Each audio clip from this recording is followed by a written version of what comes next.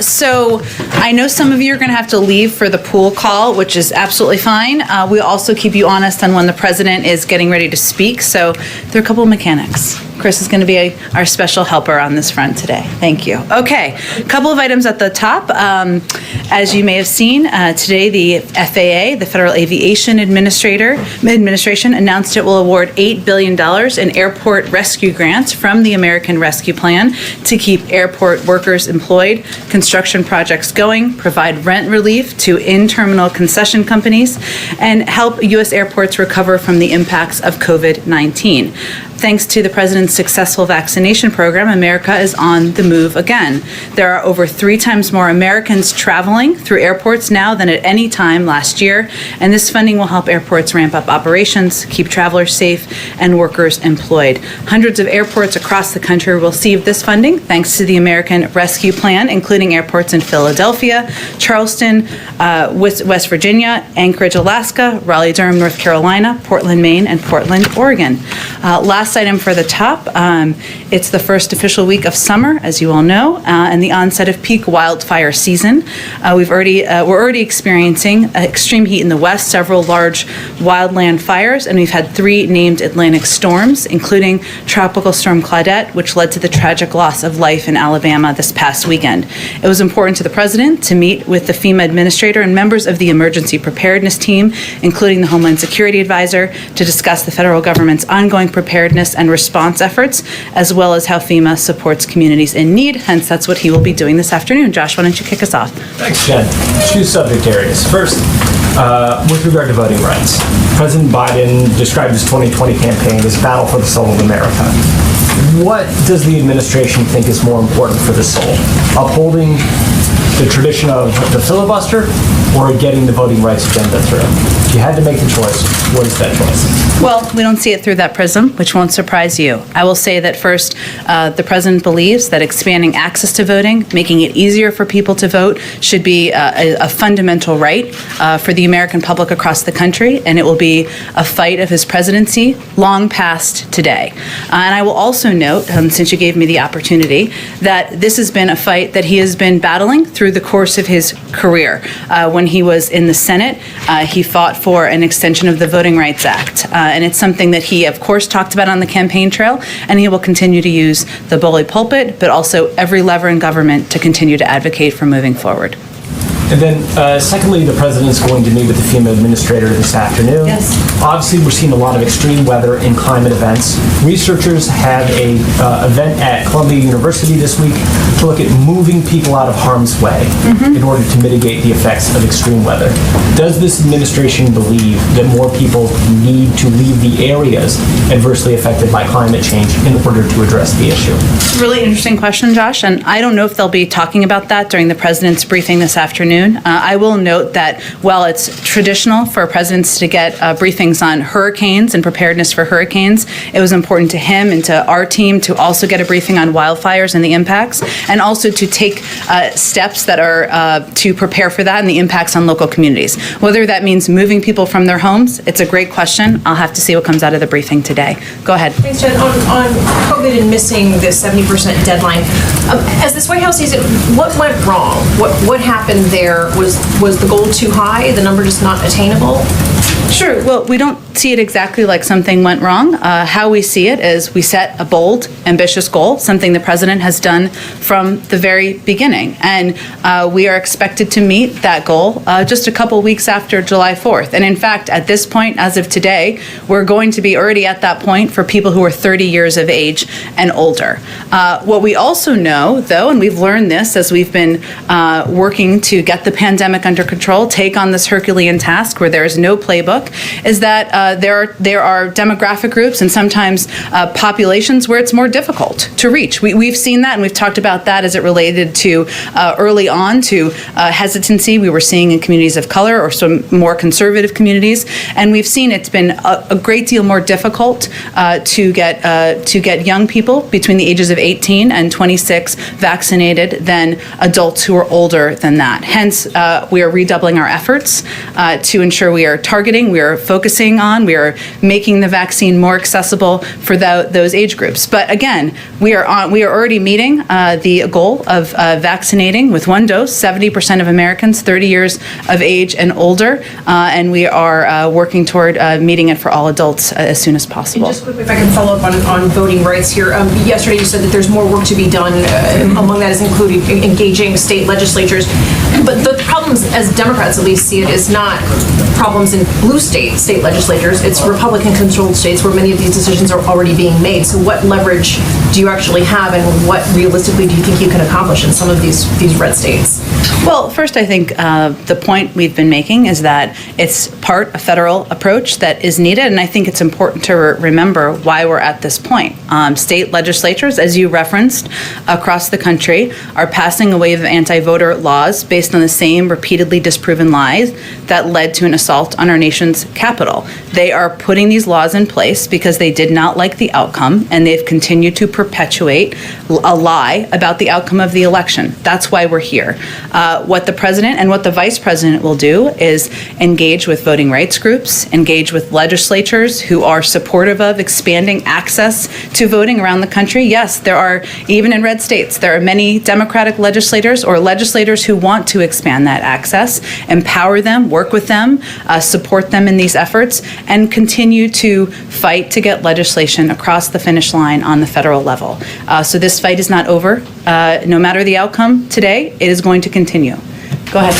Jen, you mentioned the bully pulpit on the voting issue. Jamal Bowman, a congressman, said earlier today the president needs to be a lot more vocal, a lot more out in front on the issue. Do you guys believe the president has elevated this issue enough, given the seriousness that you frame it? I would suggest that that is a fight. That those words are a fight against the wrong opponent. The president is passionate about this issue. He has been passionate through the course of his time in public office. Again, securing a 25-year extension of the Voting Rights Act when, I would note, Strom Thurmond chaired the committee. So that was quite a time to live through. And he's absolutely revolted by the wave of anti-voter laws based on the same repeatedly disproven lies that led to an assault on our nation's capital. As I know, the congressman and many others are as well.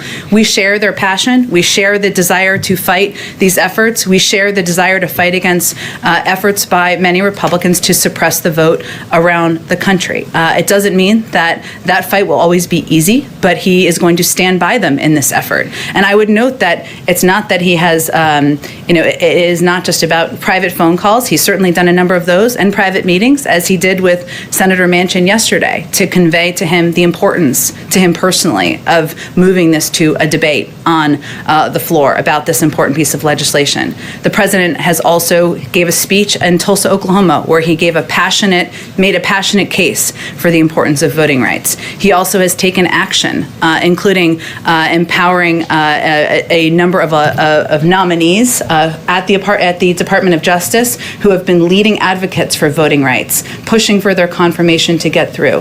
The Department of Justice also just announced a few weeks ago that they are doubling their support and their financial support for enforcement of important voting laws around the country. And he signed a historic executive action just several weeks ago that puts in place a number of protections to ensure that people have the ability to vote. I would say that's hardly being silent. That's hardly sitting on the back bench. And he will be standing with advocates in this fight for the foreseeable future. Go ahead. Thanks, Jen.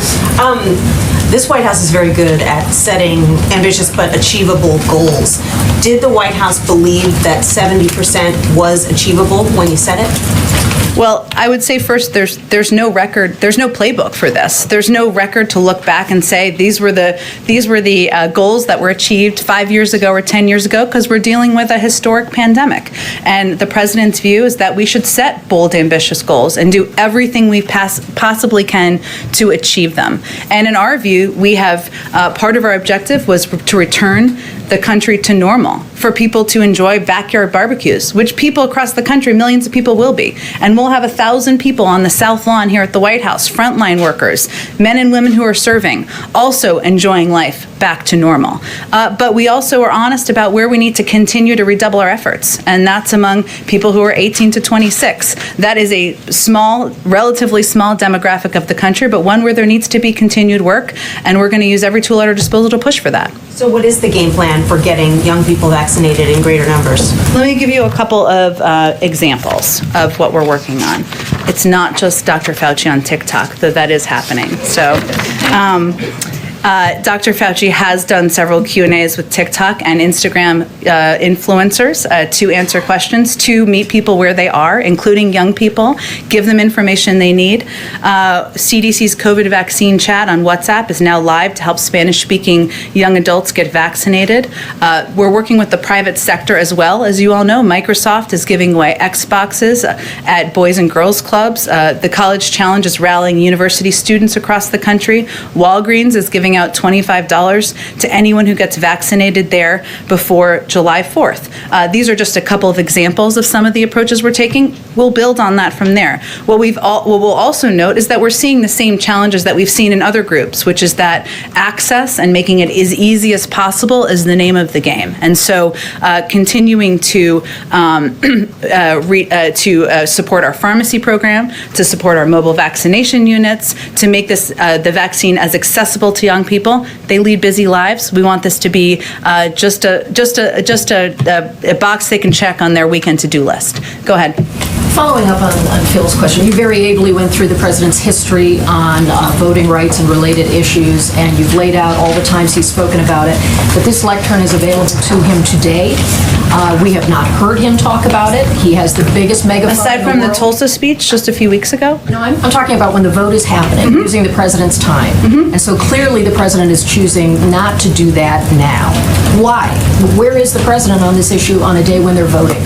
I would say first that the president has spoken passionately about his commitment to expanding access to voting rights a number of times, and you will hear him speak about this again. You certainly will hear us. We'll put out a statement from him at the conclusion of the vote today, and I expect you'll hear more from him in the coming days as well.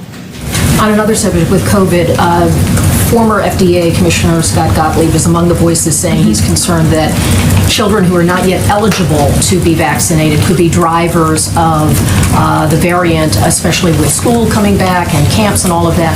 What specifically does the administration feel needs to be done to address that issue for those not yet even eligible to be vaccinated? Well, as a parent of a couple kids myself who are not yet eligible to be vaccinated, I think the challenge is we need to be vigilant and abide by the CDC guidelines. That's not always easy to do, and we know that. And that means, being mindful of social distancing, being mindful of where mask wearing should be essential to keep your kids protected and keep other kids protected. Certainly, we can't expedite the work of the FDA. They're the gold standard in science, and we want them to abide by whatever timeline works for them.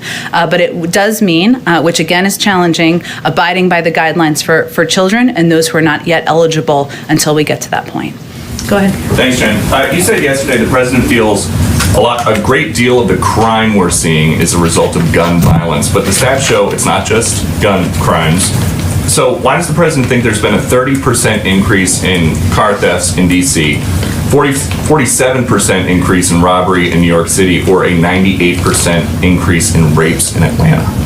Well, first, I think if you look at a number of cities across the country, it is actually driven by gun violence. Take St. Louis. In 2021, 96% of homicides where the instrument is known were committed using a firearm. In New York City, from March 2020 to March 2021, shooting incidents have jumped 77%. The city recorded more than 1,500 shootings in 2020, 97% more than 777 in 2019. There are major cities across the country where gun violence is absolutely the driver, where it is absolutely increasing. And that will be a central part of what he'll talk about when he delivers his remarks tomorrow. And given everything that is going on with guns, without guns, does the president still think that this is the best time to end cash bail? I don't think I have any new position on that for you, but I'm happy to check and see if there's anything more to report. So his stated position from his website, which is that basically end cash bail, he wants to lead a national effort to end cash bail and reform the pretrial system, that stands? I don't have a new position for you, but I'm happy to check for you. And so for people who are watching who might be worried about a rise in crime, what does the president think is a deterrent to committing a crime if there's no cash bail in place? Well, let me give you just a sense to the degree I can, because we're still finalizing the specifics.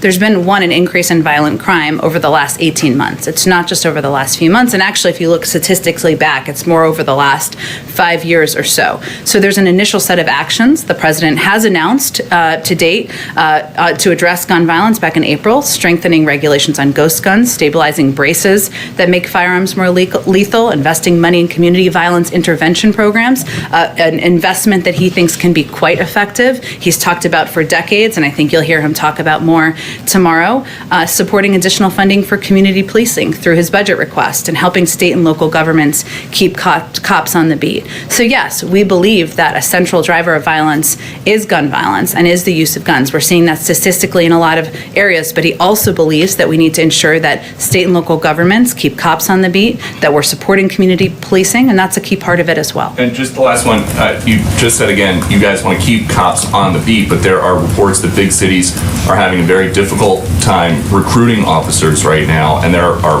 many other reports that morale is at an all-time low in big police departments. So why does the president think that there's low morale with police officers on the beat?